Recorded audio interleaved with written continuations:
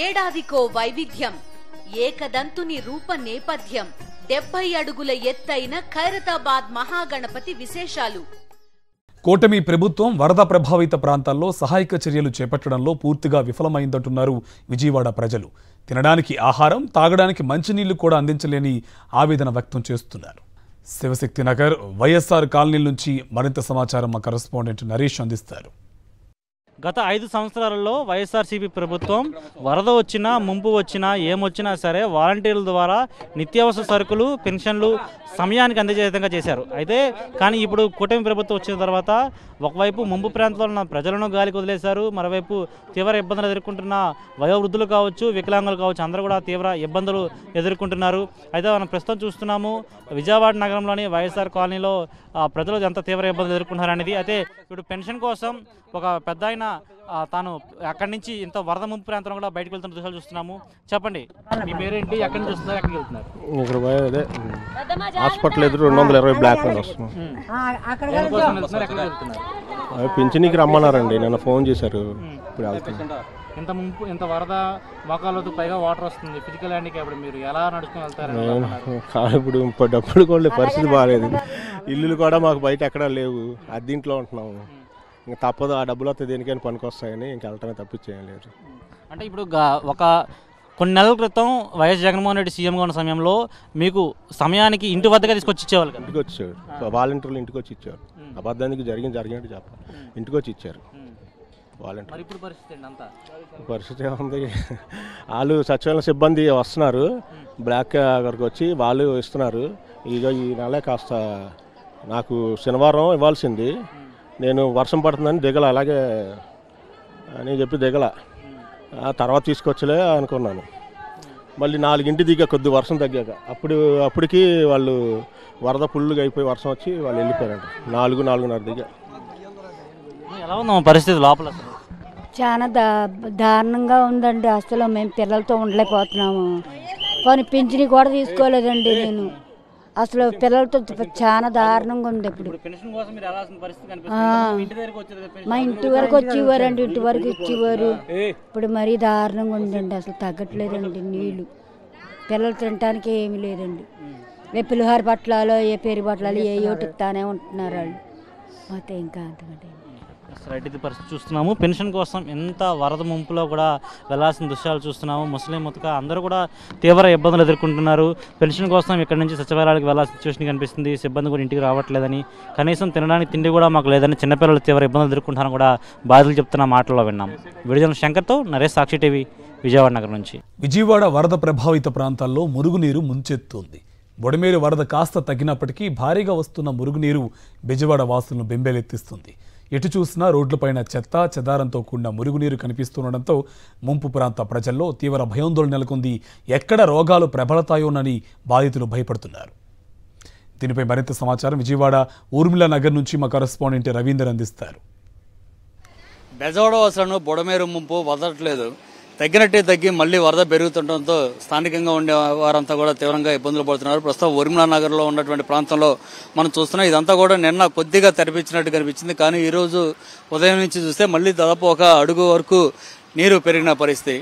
గడిచిన వారం రోజులుగా ఇదే పరిస్థితిలో ఉన్నారు. 6వ రోజు ఈ రోజు మనం చెప్పుకోవచ్చు. గడిచిన 6 రోజులుగా పూర్తి స్థాయిలో నీళ్లలోనే ఈ కాలనీ అంతా కూడా నానిపోతుందని చెప్పుకోవచ్చు. ఇప్పటికీ వృద్ధులు, వికలాంగులు వీరందరూ కూడా తీవ్ర ఇక్కట్లు ఎదుర్కొన్నారు. ఇంట్లో నుంచి బయటికి రావడానికి కూడా ఇబ్బందులు పడిన పరిస్థితి. నిన్న మొన్నటి నుంచి కూడా పూర్తిగా ఇదంతా డ్రైనేజీ వాటర్ కూడా ఇక్కడ వస్తుండటంతో వీరంతా కూడా ఇబ్బందులు పడుతున్నారు. దుర్వాసన వెదజల్లుతుందని వీరంతా కూడా ఇబ్బంది చెప్తున్న పరిస్థితి కనిపిస్తుంది. మరోవైపు స్థానికంగా ఉన్నటువంటి వారిని కొంతమంది కూడా మాట్లాడే ప్రయత్నం చేద్దాం. చెప్పండి, మీ ఇంట్లో ఉన్న ఇబ్బంది ఏంటి? మళ్ళీ ఏమన్నా వాటర్ పెరిగినట్టు కనిపిస్తుందా? నిన్న తగ్గినాయండి, ఇవాళ అయితే మరీ 2 అడుగులు పెరిగిపోయినాయి. మరి అసలు మురికి నీళ్లు వాసన వచ్చేసినాయి, బాగా మురికి నీళ్ళు వచ్చేసినాయి. మా అత్త మావయ్యకి అయితే టాబ్లెట్లు అయిపోయినాయి అని వాళ్ళు నడవలేరు. ట్రాక్టర్ కోసం బయటకు వస్తేనేమో 2000 అడిగారు వాళ్ళు అసలు రామంటున్నారు కూడా. అది కూడా ఇక్కడికి తీసుకురమ్మన్నారు. అది కూడా రాలేక ఇంకా అలా లాక్కొచ్చి బయటికి తీసుకెళ్లిపోయాం. ఇంకా వాళ్ళు బయట హాస్పిటల్కి పంపించాం. ఇప్పుడే పిల్లలిద్దరికి జ్వరాలు, వాళ్ళని పంపించేసాము. చాలా చోట్ల కింద ఉన్నటువంటి ఇళ్ళని కూడా ఖాళీగా కనిపిస్తున్నాయి, తాళాలు వేసి ఉన్నాయి. అందరూ వెళ్ళిపోయారా లేదంటే పైన ఇళ్లలోకి ఏమైనా వెళ్ళిపోయారు? ఎక్కడికక్కడో వెళ్ళిపోయారు. అసలు వాసనకు కూడా ఫస్ట్ ఫ్లోర్ దాకా వచ్చేస్తుందండి వాసన. అసలు బాగా భయంకరంగా ఉంది వాసన. అసలు రాత్రి అయితే మరీ భయంకరంగా ఉంది. అసలు రోడ్డు అసలు బాగా ఇదిగా ఉంది. కరెంటు కూడా తీసేసాడు, అసలు లేదు. అసలు బాగా ఎత్తు వచ్చేసినాయి నీళ్ళు. అసలు ఇంకా 4 రోజుల దాకా కూడా తగ్గవంట. అసలు బాగా అసలు జ్వరాలు వచ్చేసినాయి, ముందలందరికీ జ్వరాలు వచ్చేసినాయి అసలు. సో ఇది పరిస్థితి. ఎక్కువగా ఇప్పుడు డ్రైనేజీ వాటర్ కలుస్తున్న నేపథ్యంలో భారీగా ఇబ్బందులు ఎదుర్కొంటున్నామని చెప్తున్నారు. మనం చూస్తున్నాం ఇదంతా కూడా డ్రైనేజీ వాటరే. బుడమేరు ముంపు కారణంగా కొంత సమస్య అయితే ఇప్పుడు అది తగ్గి మళ్ళీ పెరుగుతుంటాం. ప్రతిరోజు 2 అడుగుల చొప్పున మళ్ళీ పెరుగుతున్న నేపథ్యంలో ఇబ్బందులు పడుతున్నాం అంటున్నారు. ముఖ్యంగా డ్రైనేజీ వాటర్ రావడం వల్ల లేనిపోని రోగాలు మళ్ళీ వస్తున్నాయనేది వీళ్ళంతా కూడా ఆవేదన వ్యక్తం చేస్తున్నారు. చిన్నపిల్లలు, వృద్ధులు ఉన్న చోట మాత్రం ఆ ఫ్యామిలీలో తీవ్రమైన ఇక్కట్లేదు ఎదుర్కొంటున్నారు. ఇప్పటికే కింది పోర్షన్ లో ఉన్నటువంటి ఇళ్లలో వారందరూ కూడా తమ ఇళ్లను ఖాళీ చేసి ఇతర ప్రాంతాలకు వెళ్లిపోయిన పరిస్థితి. మరి కొంతమంది రోగాల బారిన పడినటువంటి వారిని ఆసుపత్రికి తరలించే కార్యక్రమం అయితే జరుగుతుంది. ప్రభుత్వ వైపు నుంచి పెద్దగా సహాయ చర్యలు లేకపోయిన నేపథ్యంలో ఒక్కొక్క మనిషి కనీసం 1000 రూపాయలు ఇచ్చి పడవలు, ట్రాక్టర్లో ప్రాణాలను అరచేతిలో పెట్టుకుని ఇతర ప్రాంతాలకు తరలిపోతున్నాం, సురక్షిత ప్రాంతాలకు వెళ్తున్నామని స్థానికంగా ఉన్నటువంటి వారు చెప్తున్నారు. కెమెరా పర్సన్ సాయితో రవీంద్ర రెడ్డి, సాక్షి టీవీ, ఊర్మిళా నగర్. విజయవాడలో వరద బాధితులు అష్టకష్టాలు పడుతున్నారు. పాయికాపురంలోని బర్మా కాలనీలో ఇళ్లలోకి బురచ్చేరింది. తమ వస్తువులన్నీ పాడైపోయాయని బాధితులు ఆవేదన వ్యక్తం చేస్తున్నారు. సర్వం కోల్పోయామంటున్నారు.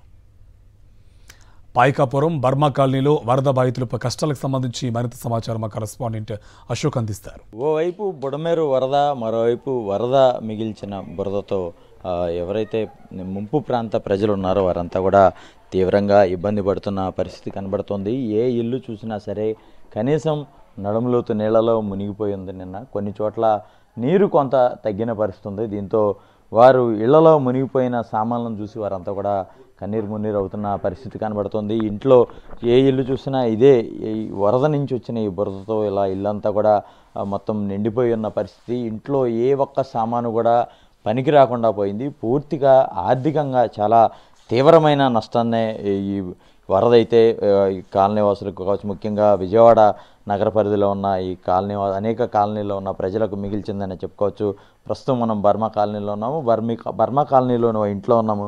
చూడొచ్చు, మొత్తం ఇంట్లో ఉన్న అన్ని వస్తువులు కూడా పూర్తిగా వరద నీటిలో తడిచి నానిపోయి ఉన్న పరిస్థితి. వరదతో పాటు వచ్చిన మిగిల్చిన ఈ బురద అయితే ఏదైతే ఉందో అవన్నీ కూడా వస్తువులన్నింటిని కూడా కమ్మేసిన పరిస్థితి. ఇంట్లో ఉన్న ఫ్రిడ్జ్లు కావచ్చు, కూలర్లు కావచ్చు, టీవీలు, మంచాలు, సోఫాలు మొత్తం అన్నీ కూడా పూర్తిగా నాశనమైపోయాయి. ఇవన్నీ కూడా తడిచి ముద్దయిపోయిన పరిస్థితి.